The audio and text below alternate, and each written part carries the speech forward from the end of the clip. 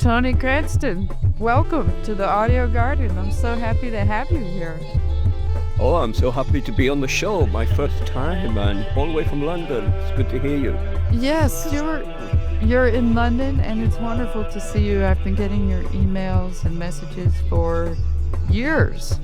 And one of the things I find so interesting about you and what you're doing is that you're, like me, still doing it on radio. And I wanted to hear about, first of all, please tell our audience about your radio show. And then I would like to talk a little bit about what radio is in London as opposed to here in New York. Oh, okay. The program is called Talking Stories. It's on East London Radio. And you could just go through Mixcloud, Talking Stories, East London Radio. You'll find it somewhere on the internet. We have 107 programs with the current one so far. It comes out monthly. It's available as a radio show first, then it goes out as a podcast and shared here and there. Mostly the producer takes care of all of that. I just have to make it, give it to the editor who edits it. He sends it to the producer who uploads it. And then after that, it's me telling everybody, it's out there, go and listen. Right. Isn't that nice? You don't have the technical headache, but you're the producer of the show. The producer of the show, he doesn't have much of a headache either. It's the editor who takes all the stories. We have a 1 hour program and we're trying to, it's like an audio jigsaw puzzle. You've got to get it just under 1 hour. Over, the computers won't take it. So we've got to get 59 minutes and a few seconds. And we have to put stories on, to try to fit that space in. And that's a true radio thing. I make my shows to 58 minutes exactly. And that gives people time to make announcements after. So tell us about how your show, what is the frequency, what is the station like that your show is being played on? Okay, it's a big long one. It's on mixcloud.com/East London Radio /playlists talking stories / So is East London Radio an internet radio station? Yes, it's an internet radio station, but the producers just told me that we're going up to be a DAB station sometime in the new year. And what And does that DAB hits stand for? Digital Something Broadcasting. Don't ask me, I'm a complete novice. Okay. But when it comes out, I'll know all about it then. But apparently it's broadcast and you can pick it up on your radio then. You're driving your car, whatever, you can hear it then. So that's good Okay. news. Yes, that's great news because I think a lot of people still do listen to radio in their cars, especially. And especially, yes. And it'd be nice to hear stories in your car rather than the same music you've been hearing for the last 30 years. And so what is this obsession you have with storytelling? Why a storytelling show? I was in East London Radio on a program being interviewed about being a yoga teacher. And I was wearing a storytelling t-shirt. So they asked me about it and I told them, and then next minute they said, would you like to do a program for us all about storytelling? So I had that instant thing, should I say no or should I say yes and worry about it later? So naturally, everybody, you have to say yes and worry about it later. Well, what Uh, was it you told them that made them offer you that? What did you tell them about it? I think they were asking me how I became a storyteller in the first place and why I was always interested in stories. I think, my parents were the obvious influence in telling stories. And when I became a storyteller, I remembered all those stories my parents told instantly. Like my mom would say, don't call me mother. I'm not your mother. I didn't give birth to you. I found you in a box behind Woolworths. Oh, God, of course I'm a storyteller. And did you grow up in London? No, I grew up in the northeast of England, um, near Newcastle and Durham, if you ever look it up on the map. Geordieland, and up there I was a magazine editor, and the magazine was run by teenagers, but as I was the editor and producer and director and everything about it, I had the choice of interviewing whoever I wanted. That was one of them was Robin Williamson. Now, I don't know if you can remember a band from England years ago, a folk group called the Incredible String Band. I don't, I have to admit. The Incredible String Band are an English folk group who were played at Woodstock, but they Uh-huh. missed the Woodstock movie because everybody was running about 10 hours late. They were due to be on the first day, but they were put over to the second day. I And see. so they missed a big, big exposure. But they've been around and they've met all these people. And I had the choice of interviewing Robin Williamson, and I interviewed him in a theatre in Northumberland. And after his show, he was now a storyteller. I was a nothing by this time. I can't sing, I couldn't dance, I can't play a musical instrument. And I was a nothing, but on the magazine side, I was surrounded by musicians and artists and dancers and painters and singers and all kinds of people. I couldn't do any of those things. But I saw his show where he played a harp and he told stories and he sang a couple of songs and played more Hmm. harp and told these stories. And afterwards in the theatre in the front row, he said, when he tells a story, it's his story. But then after hearing it, if I was to go off and tell it with my tone of voice, maybe something I've added or missed out or something I emphasized, then it's my story. But it's only my story until I've told it to someone and they've heard it and they go off and tell it to someone else. Then it's their story.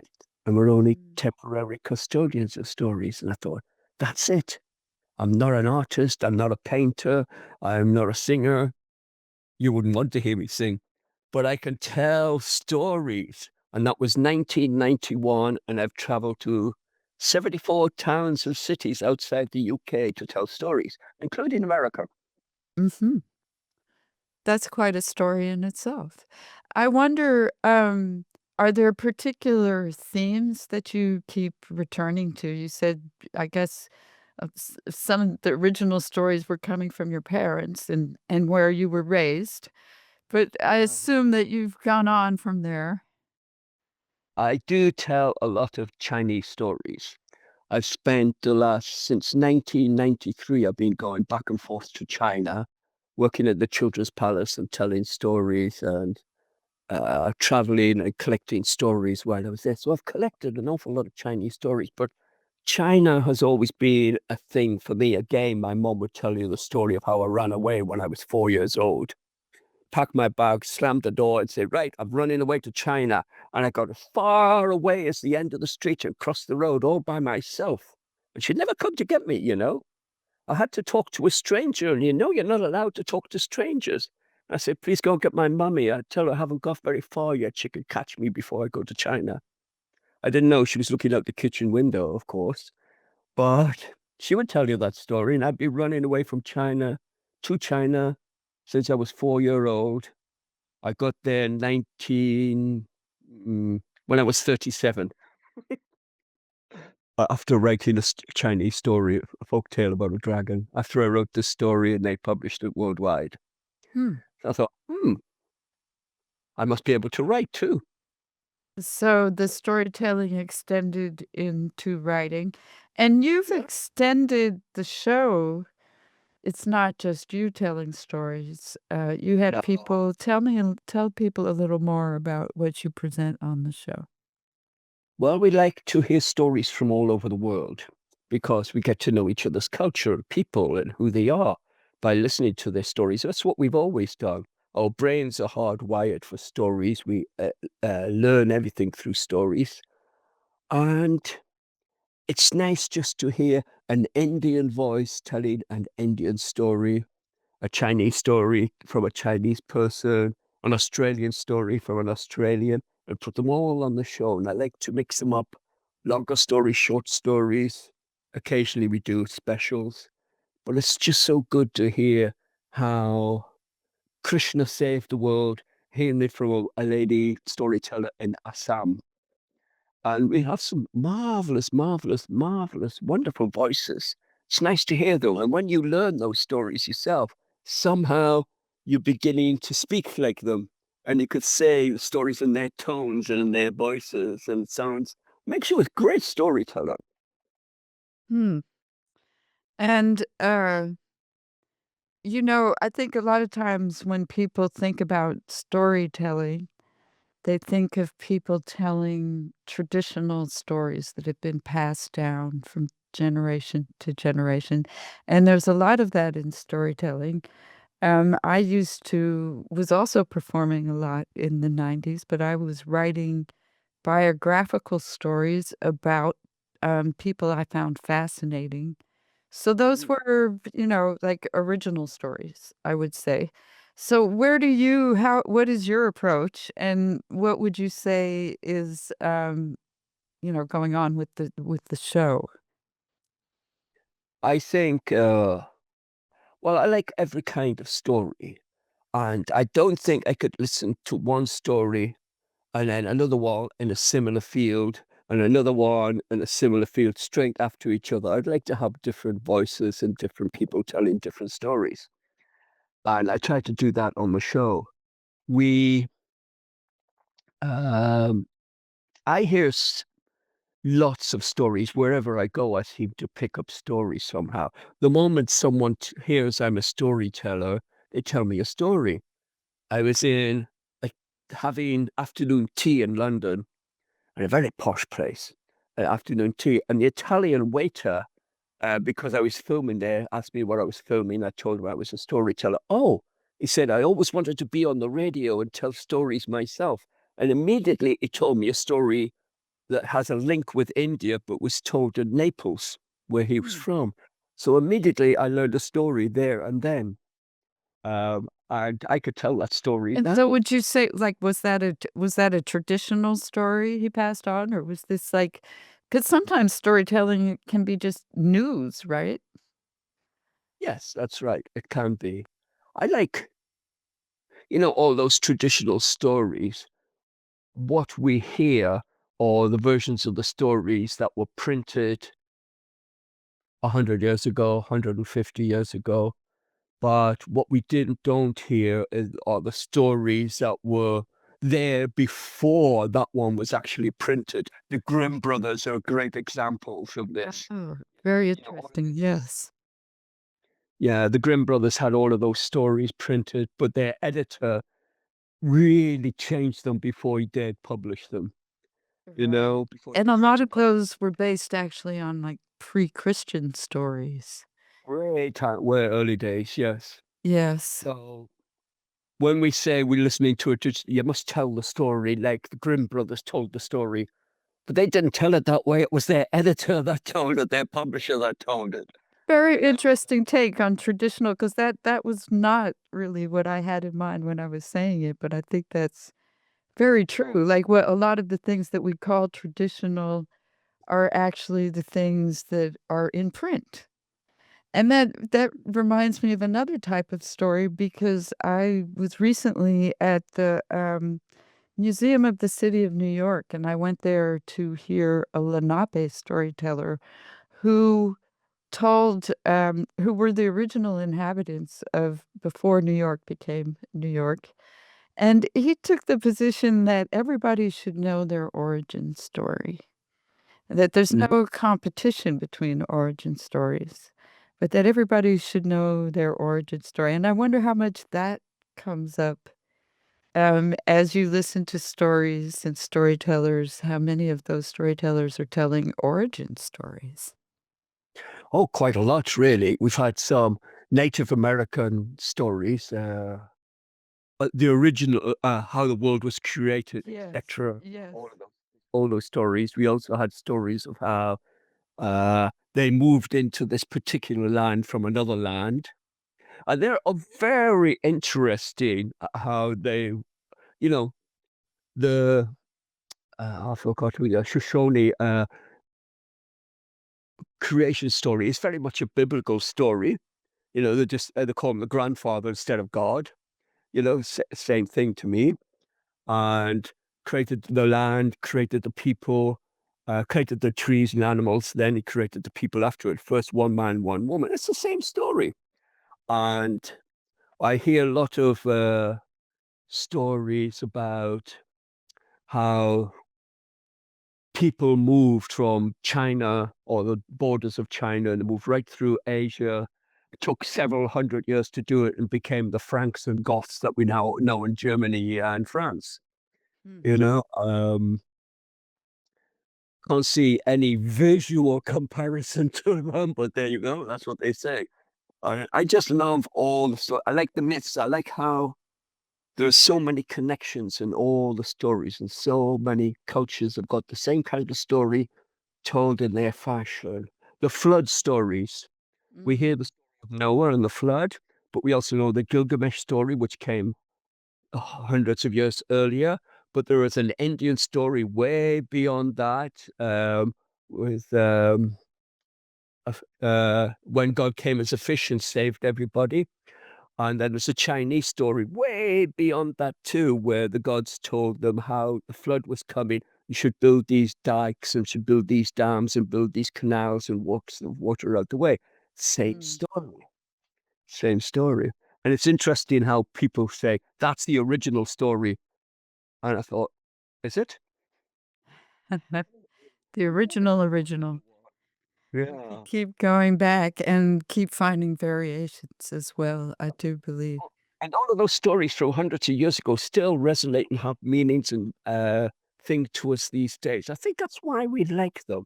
It's certainly, I found that there must be tens of thousands of storytellers around the world and tens of thousands of people listening to those stories Mm. because they like them. There's something in them. Retelling them and even remaking them, right? Like Yeah. there's always some maybe new element to them as well. Yes, that's what we do. We just add a bit to it, sometimes mistakenly, sometimes on purpose, but we do. And if you were publishing those stories, there were a lot of collections of folk tales and things, and you publish 40 stories in a book, short stories in a book. The publisher doesn't want them exactly the same they were 20 years ago when they were first published. He wants a new slate on them. So Mm. you have to change things, either make it a bit more modern or put some new language in, a new description, set it in a new place. But it's still there, same stories. And I could do that with most stories. I can change it to wherever I want. And sometimes when I'm working with children, they say, tell me a story from Bolivia. Are you from Bolivia? Yes, my family's from Bolivia. Oh, oh. So I tell them a Hungarian folktale and tell them it's from Bolivia. Yeah, Japan But is essentially where it's from. Tony, the time goes by so quickly here in the audio garden. I would like to ask you if you could tell us a story before you leave the garden today. Oh, I would love to, but how long have I got to tell a story? Oh, a few minutes. Few minutes. Hmm. I'd like to tell you the story of the very first story I ever wrote. And it was published worldwide, 7 world languages. That's Portuguese, Spanish, English, Chinese, Braille, Arabic, and so on. And I was so surprised that I could actually write a story and be so successful with it in one go. First story I ever wrote. When I look back on it now, I go, oh, it's awful. But you want to tell it. Yeah, that's changed. It's changed so much. Okay. It's called A Dragon's Wish.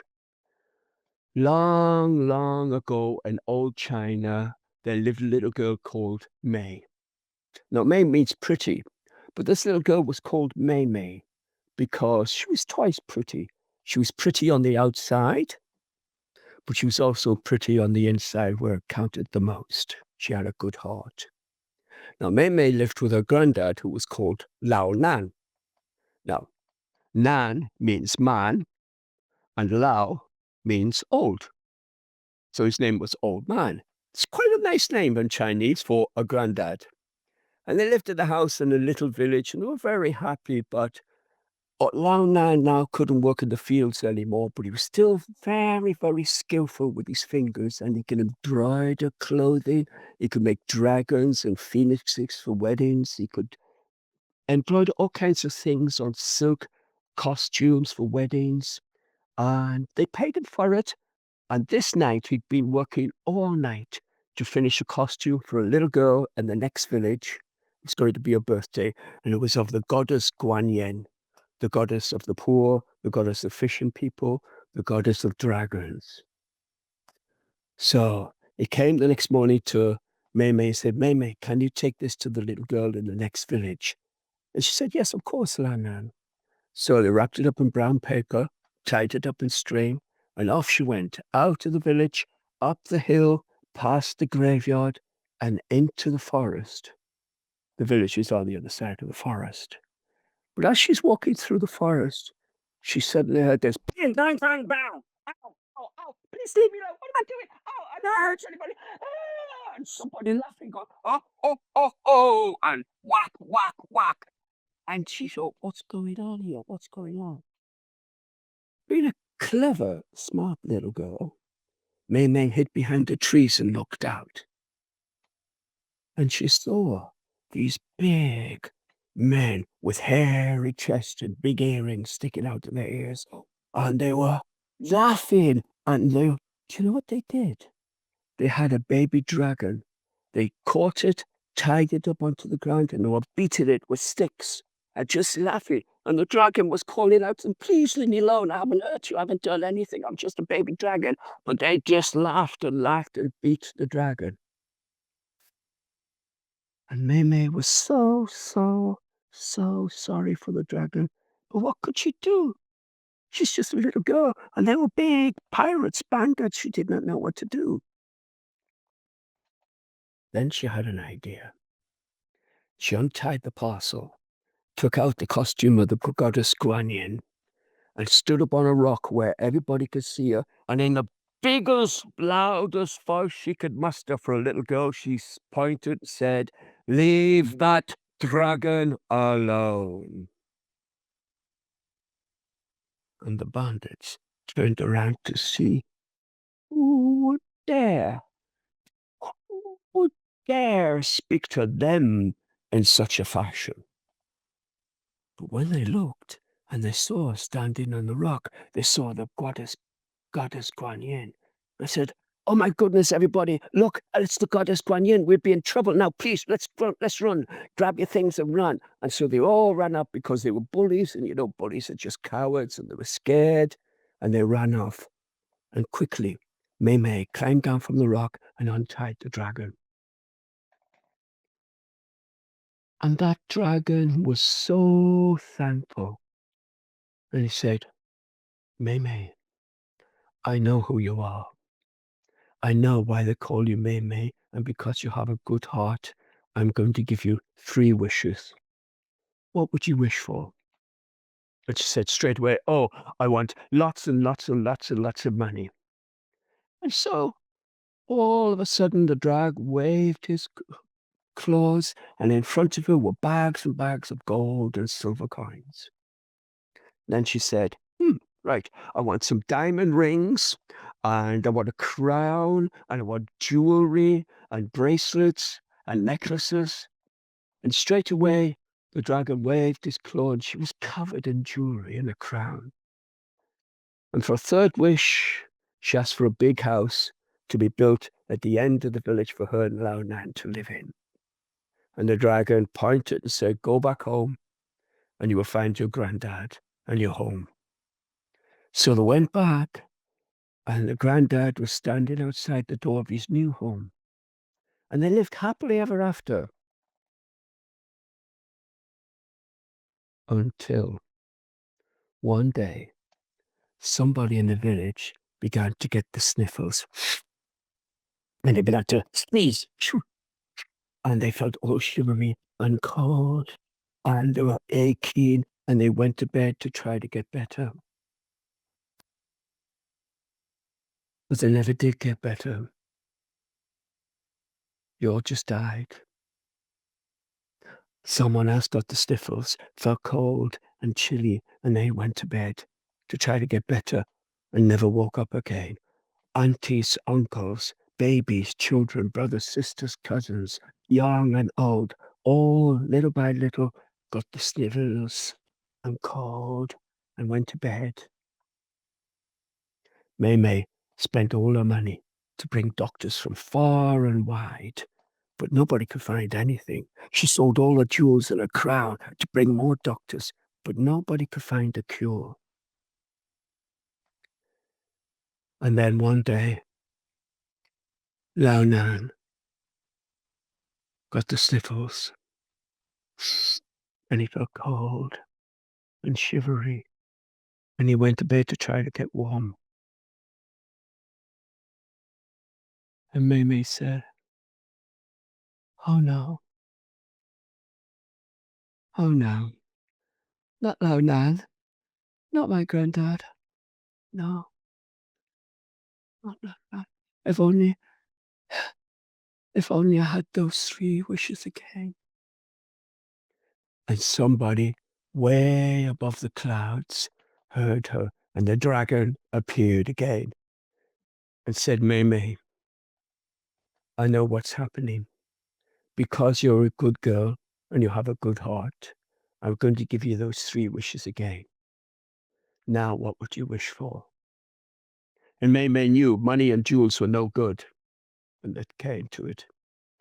So she said, "I wish that this plague, this disease would go away and never come back again so no one would be ill." And the dragon said, "So be it." And it never came again. But Mei Mei thought, what about all the people who died? And Lao Nan who was ill? Can they all be better, and can they come back again? And the dragon slowly pointed his claw up to the hill, to the graveyard. And all these aunties and uncles and brothers and sisters and young and old came down the hill. They were all alive again, and everybody hugged and kissed each other, and there was a great big celebration all day. But she still had one wish left, and she didn't know what to wish for. She thought and thought, money's no good, jewels are no good. She thought and thought, and then she thought, I know. I'm going to give you, Mr. Dragon, that wish. The dragon was so surprised. He'd never had a wish before. He never thought of it before. Everybody just took their 3 wishes and used them. He'd never been given one back before. He didn't know what to do with it. He thought and thought and thought. And then he said, I know what I wish for. I wish that from now on, all us young dragons can disguise ourselves as little boys and girls like you, so that no one will ever see us again as a dragon and be able to capture us and beat us up again. And that, boys and girls, is why dragons are not seen to this day, because they're all disguised as little boys and girls like you, maybe even going to your school. How would you know? The end. Wow. Thank you, Tony. I'm going to have to look with different eyes now and listen with different ears. Oh, you normally get children say, I think I know a dragon. And they probably do. I'd like to ask you a couple questions that I ask all my guests before I let you leave the garden. And this is interesting with you in London. We've had quite a bit of censorship going on in the form of trying to ban books here in America. And I wonder what's going on there. Are you experiencing something similar? How do you feel about that? Old TV shows, old books, they're all being edited and Now, instead of saying a man or a woman, you've got to say person. And TV shows and books now are being heavily, well, there's not just boys and girls anymore, but about 50-something varieties in between. And you're supposed to accept that. And everything is changing in that sense. Not changing that they don't like this book anymore and you can't read it anymore. It's banned. You can't get that book anymore. By the way, you'll get most of those books from France anyway, so it doesn't matter too much. An English ban doesn't stop it in France. And it's more like censorship in the books. They are changing the language in the books. It's got to be more inclusive, more, and that's very difficult for old folk tales, that's for certain, you know? So kind of changing. So hopefully storytelling can keep some of the old ways before we change drastically too much.